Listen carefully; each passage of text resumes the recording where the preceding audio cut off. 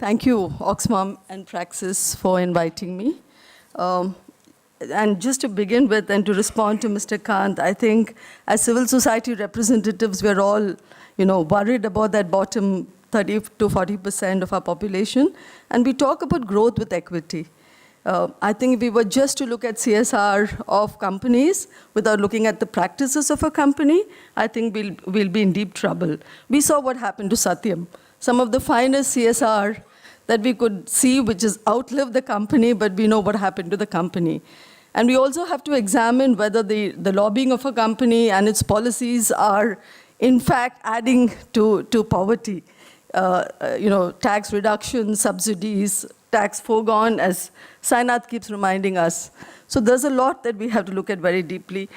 And I'm glad, and when we talk about smart cities, just before we lose you, are we looking at homeless people who survive on cities, who sustain our cities?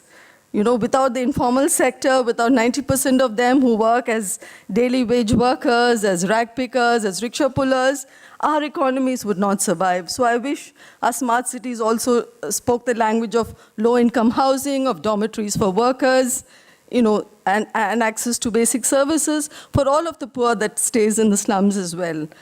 So those are really our concerns. And I must say, as civil society, we have been a pretty innovative lot. We have stepped in where governance has failed. We have come in where Sarkar is unable to give education, to provide health services to the least and last of our society. And in the process, I think we have, they say we are 3 million strong. We strongly refute those figures as a sector. But, if you look at the RTI, if you look at leprosy control, if you look at TB, you look at all these spheres, it is civil society that has done India proud and which distinguishes us from China. And I think we need to celebrate our civil society. We need to be proud of the work that it does, and we need to also be, we need to ensure that we don't crush dissent, because this is our one opportunity to hear the other side, to hear perspectives that are discomforting and that probably tells us that whether, really looks at whether the emperor has clothes or not. Okay. So when I was asked to speak here, I was wondering whether I should talk about TBS versus TBL.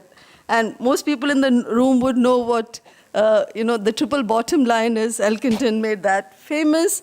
But in India today, I think we are grappling about a TBS, and I'll come to that.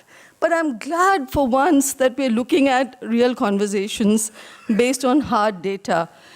We're not singing and dancing around CSR, which, Mr. Kant, according to us in CRW, was less than 6,000 crores and not really 20,000 crores. As you said, less than, it's only 1.2%. Really, that's really come back. And therefore, there are no comparisons, really. So let's look at hard data. Let's look at IRBI data. Let's look at facts and not fiction. As Sophia Ashraf, the rapper who used rap as protest today, says, let's look at facts. So what does the chief economic advisor to the government say? He says that India is trying to come to grips with its twin balance sheet, over-leveraged corporates, bad loans of encumbered banks. So TBS and not TBL has worsened from 2007 to 8. The debts of the top companies we know have multiplied 5 times, and it's in the range of 7.5 lakh crore. Stress debt is in the largest companies. And the situation, we all know, has taken a toll on the economy, and it concerns us as civil society. So the private sector has to curb today its investments as banks reduce credit. To sustain growth, these trends will have to be reversed. Resolving bad debts would be the first problem. So what is a quantum, really? And I'm still quoting Arvind Subramaniam, the chief economic advisor. So he says that 24 companies account for 2/3 of the dodgy debt with banks, and 50 companies accounts for 71% of the stress debt.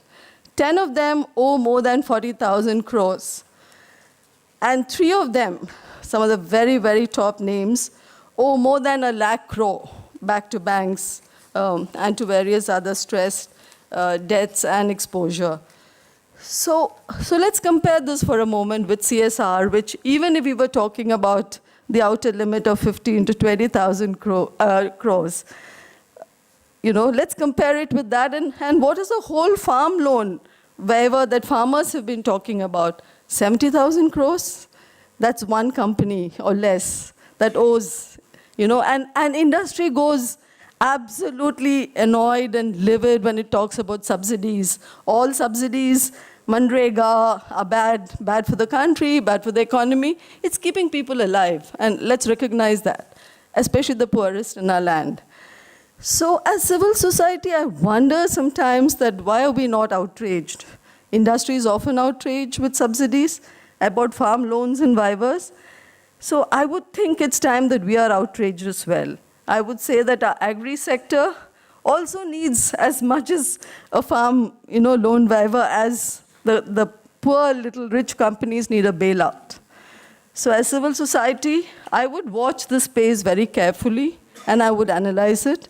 We have governance issues. We saw that, as Amitabh told us, with the House of Tatas even, and with Infosys, and the impact of demonetization across the informal sector particularly. We have been working with the homeless, and I cannot tell you how badly it's affected every one of those workers. The double standards with regard to non-profit organizations. Imagine if all this, what we were talking about, happened with the non-profit sector. We would have had to shut shop a long time ago.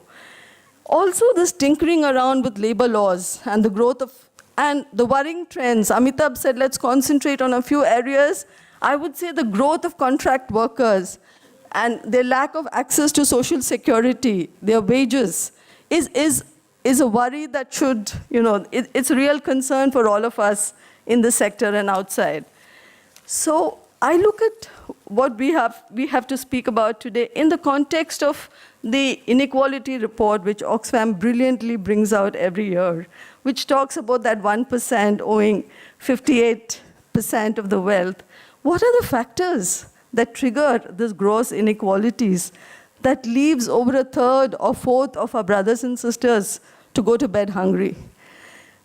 We need to challenge these assumptions. We need to closely analyze the figures.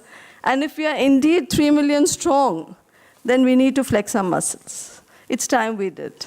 It's time we asked the hard questions. And it's time we asked, as nonprofits, for a level playing field with the corporate sector and not the double standards that we see. Thank you.